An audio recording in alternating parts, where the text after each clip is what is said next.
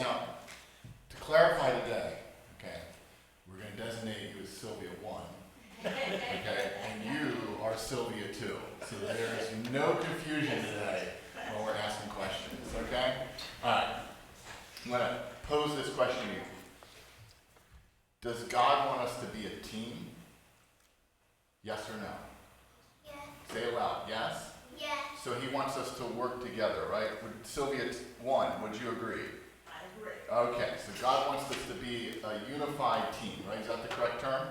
Unified team, okay.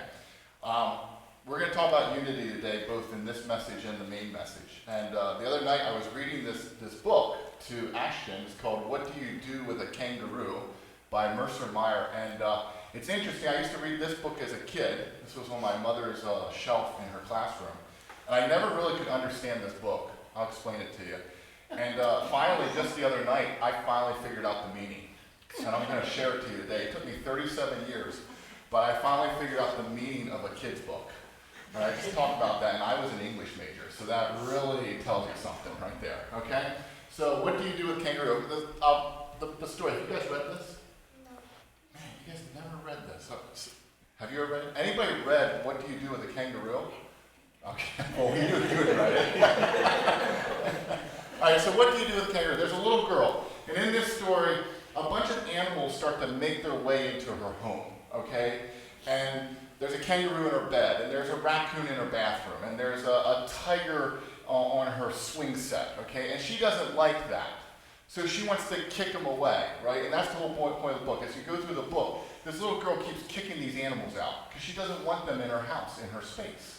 All right, and she goes through all this fighting, and that's sort of, she's fighting these animals constantly. And would you want a rhinoceros in your bed at night?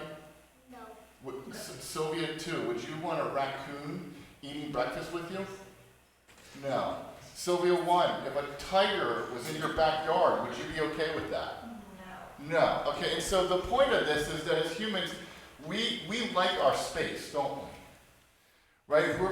Can you show, do you guys know the bubble concept? Have you ever heard that? They taught me this in school, right? That you have a bubble. You know what I'm talking about? Stand up. Michael, stand up here. Put your arms out.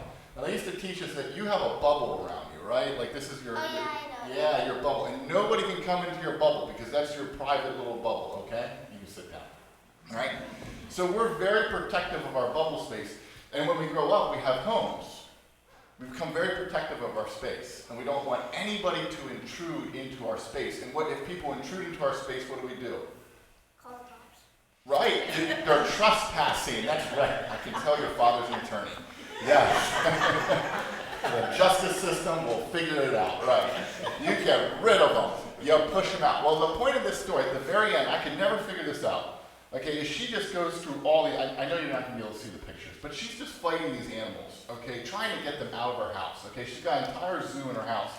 And then it says at the very end, what do you do if you can't throw them all out? You let them stay. You let them stay. And only when she lets all these animals remain in her home does she find some semblance of peace and is able to go to bed. I want you to think about that, right? She spent the whole book trying to fight and kick these animals out of the house. Okay? The animals she didn't want to be there. And only at the end, by letting them stay, despite the fact that she doesn't like these things, does she gain some semblance of peace in her life and is she able to go to bed. And so this is the point. We're protective of our space, but unless we allow people in, and even though we may not like them, even though we don't like the raccoon eating breakfast with us, and we don't like the rhinoceros in our bed, and we don't like the Bengal tiger in our backyard that ate the dog, okay? Honestly, I'd like a tiger in my backyard. Okay, you would like the tiger, yeah, until it grew up, and then your lunch, okay? Until you let people in, right, and you just accept them, despite the fact that you might not like them, only then do you gain that inner peace and you can go to sleep. That's the point of the book, okay? So unity, and we're going to talk about this again today in the main message. As much as dealing with people is very tough, right? It's not always easy. We have to allow them in and accept it in order to achieve any semblance of being a team and being unified, right? So just think about that the next time you find a raccoon in your bed. You might just want to keep it, all right? All right, thank you.